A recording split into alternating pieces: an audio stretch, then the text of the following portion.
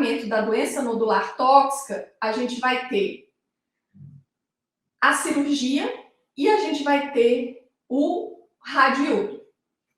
Em relação à cirurgia, como a gente, na verdade, quando a gente fala de bócio nodular tóxico, a gente está falando de duas doenças, né? Porque, assim, no adenoma tóxico, que é um único nódulo, né, autônomo, nessa condição, a cirurgia vai ser a tireoidectomia parcial, né, que seria a lobectomia, com ou sem estimectomia, né? Pode ser só lobectomia ou lobectomia com estimectomia. E aí, nesse caso, o lobo remanescente tireoidiano, né? Então, o paciente retira um lobo. Ele fica com outro lobo, o contralateral. Esse daí, na maioria das vezes, ele vai dar conta do recado de produzir hormônio tireoidiano em quantidades normais no pós-operatório. Então, esse paciente, ele que faz lobectomia, né, na maioria das vezes, ele não vai precisar de reposição hormonal no pós-operatório. Ele vai se manter em eutiroidismo porque o lobo remanescente faz as vezes, né, daquele que foi retirado. E então o paciente permanece em eutiroidismo, né, o que é bastante interessante. Já no bócio multinodular tóxico, o que vai acontecer? Aí é um outro perfil, né? É uma tireoide que gosta de fazer nódulos, então, em geral, vai ter nódulo dos dois lados. E aí, em um determinado momento, um ou mais desses nódulos ganha autonomia, se torna hiperfuncionante, aí vem o quadro de hipertireoidismo. E aí, para você tratar essa doença, você tem que fazer a tireoidectomia total, né? Vai ser necessário retirar toda a tireoide para resolver o hipertireoidismo, né? E aí esse paciente vai precisar de reposição com levotiroxina no pós-operatório. Muito bem. Esse é o tratamento cirúrgico. O tratamento cirúrgico na doença nodular tóxica, ele é tratamento de primeira linha. Outra opção que também pode ser considerada é o tratamento com iodo radioativo. E o que é peculiar no tratamento com iodo radioativo na doença nodular tóxica? Né? O que é diferente em comparação com a doença de Graves? Olha só, na doença nodular tóxica, em geral, né, a captação de iodo radioativo pelas células que são hiperfuncionantes e tudo, essa captação ela é aumentada, porém, ela, comparativamente com a doença de Graves, ela não é tão alta assim.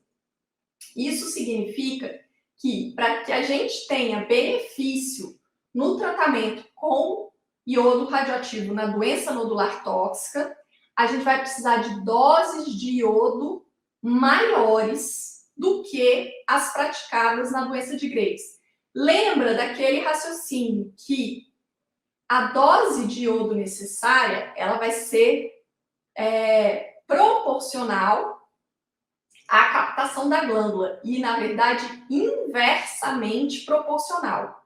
Então, assim, quanto mais ávida é a tireoide por iodo, menos iodo radioativo eu preciso dar para tratar o hipertireoidismo. Então, na doença nodular tóxica, essa avidez por iodo não é tão grande como acontece lá na doença de Graves, que é a tireoide difusamente aumentada e as células foliculares loucas por iodo, né? Aqui na doença nodular tóxica é diferente, porque aqui a gente vai ter nódulos, né? Um nódulo ou alguns nódulos que captam de forma autônoma, de forma independente de regulação, o iodo radioativo. Mas essa captação, comparativamente com a da doença de Graves, ela é menor. Então, para a gente ter o benefício no tratamento com iodo radioativo, a gente vai precisar de doses maiores do que as praticadas na doença de Graves. Em geral, a dose que é utilizada para tratar a doença nodular tóxica costuma ser uma dose fixa, né?